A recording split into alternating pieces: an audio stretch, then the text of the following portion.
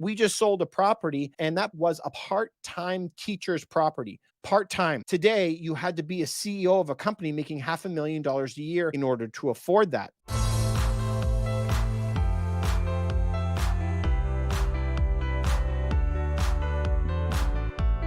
Banks are starting to really tighten up lending, and it's becoming harder and harder to get mortgages. And man, by the end of this year, it's going to get worse and worse. Please remember, back in 2010, it was very obvious that banks had completely frozen credit. There were cases in 2009 and 2010. If you wanted to buy a property, you had to put 70 or 80% down. And who had that much money in the middle of a massive recession?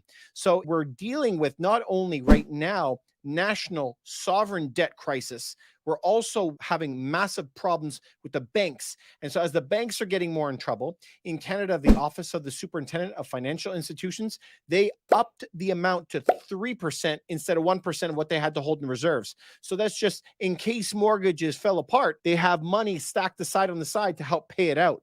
And they tripled that amount just recently. I did a complete video on that. You can click the link up for that video if you want. But the trouble is coming. Now, there is twofold, and I would like to show you with a visual what the first and second problems are. Here is the first problem. Just imagine for a second that we had a home worth $1,300,000 in Toronto, for example. This is the value of the home. And let's just say that you owed $1 million on a mortgage on that exact same property. Let's say that's what the situation is. Now, time has changed. Property prices have dropped massively. In Toronto, prices are down 30% in the past 12 months, rolling 12 months, January to January, 12 months it's down. So now the new price is $1 million here. And how much would a bank lend you on $1 million?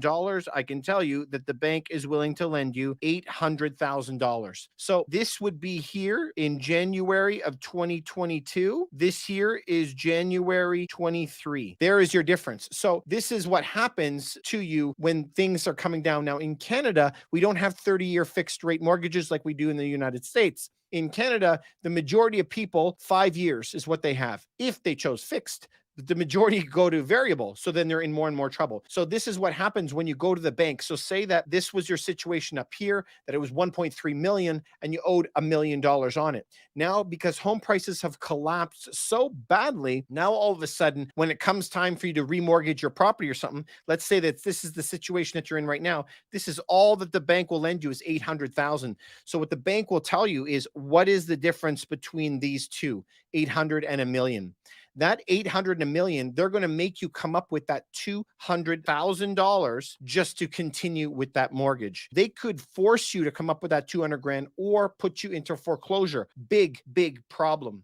Number two, this is the case of existing mortgage or a new rate. We know that there is a lot of different rates that are out there, right? Depending on what the existing mortgage is, let's just say your existing mortgage is at 5.75%. This is what they're offering you, 5.75 on the current mortgage. And let's say that you're with BMO perhaps. Now, when you're doing your shopping, you're going to notice that, 5% is what Scotia is offering. And so you now all of a sudden want to make this change and you want to switch different providers for that. Here comes the trouble. Many banks, because you have an existing situation with them, like if it was 5.75% at the top, if you have that existing thing right here at 5.75, they may say, we're not going to reevaluate the value of your home. So remember when we were moving up here and you had $1 million mortgage, but if you want to stay with them, they're still willing to lend you that $1 million mortgage up here, even though the value of your home is only $1 million. Whoa. So now if you stick with your existing person, they're going to give you 5.75% if you stick with the same bank. But how chapped are you that across the street, it's 5% at another bank? You would be very upset at that. But we have to remember, if you go to the other bank is going to evaluate your property at what? $800,000. And so now you have to come up with that $200,000 in cash to do so. So in many cases, you're not going to be able to change banks. They're kind of going to hold you hostage, and they know the rules very well. So in this case, you're not going to be able to take advantage of the difference between the two because you would never be able to come up with the cash. And so you're kind of trapped in the same situation with the same bank. This is problem number two. Now, there is a third problem that we are facing right now, and it is a doozy. This is our third problem. I want you just to know this is how banks operate for many, many years. You have three complete buckets, and this is your total income.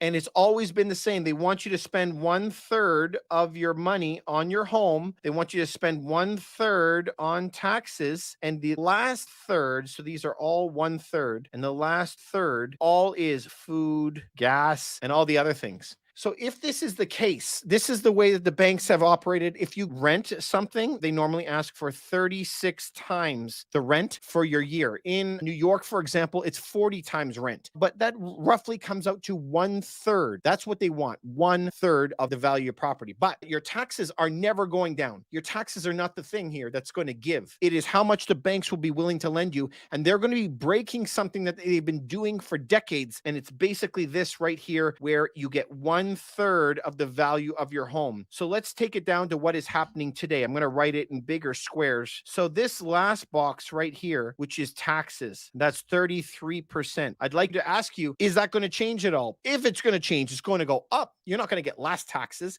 And so let's just say that your taxes are going to remain the exact same. Now, your second category is your other category, okay? Now, we're going to write down it was 33%, but the majority of this generally is food and gas, and you have a car payment and maybe other stuff, medical insurance and so forth. But and I know that food has gone up like 20%, gas has gone up 50%, your car payments, because the interest payments have probably gone up 15% on your car. And so once you add up that second category, you no longer are going to be sitting at 33% of your salary anymore. A lot of people right now are struggling, and they're noticing that this is 45%, maybe even 50% of what it costs to live. And people are realizing that this keeps going up and up and up. But now it doesn't take long for us to be a math genius here. If you add up this 33% of your taxes and 50 here, that's 83%. You only have 17% left for a mortgage. So before, we would sit normally like this, that your income would be split into three buckets: home, 1/3, taxes, 1/3, food, gas, car, 1/3. That's how it normally would sit. But where we are sitting now, with the center part, inflation really kicking in for food, gas, car payments, everything else, taxes haven't changed. Because that has gone up, they're no longer going to be willing to give you as big of a mortgage. Look at this case, would be 17%. That's all that you would get, 17 points. If we go down and we look at 2022, for example, in the beginning of the year, they were willing to lend you 4 to 5 times your salary. So if you made $100,000 per year, they would lend you $500,000 on a mortgage. Fair? Now, 2023, let's move forward to where we are today. They're only lending you 2 to 3 times your salary. So if you made $100,000 per year, they would only lend you $300,000. That makes a big, big difference when you could only borrow $500,000 up here and $300,000 down here.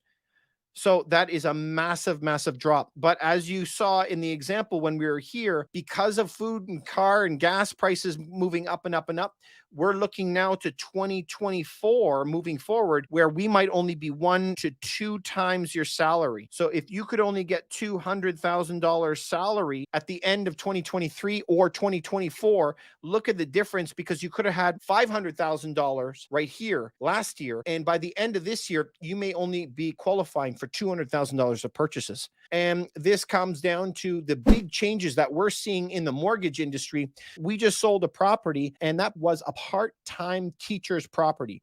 Part-time. Today, you had to be a CEO of a company making $500,000 a year in order to afford that. So lots of things are changing. Lots of things are changing. And I'm telling you that I want you to do a lot better and to be able to succeed in this type of environment.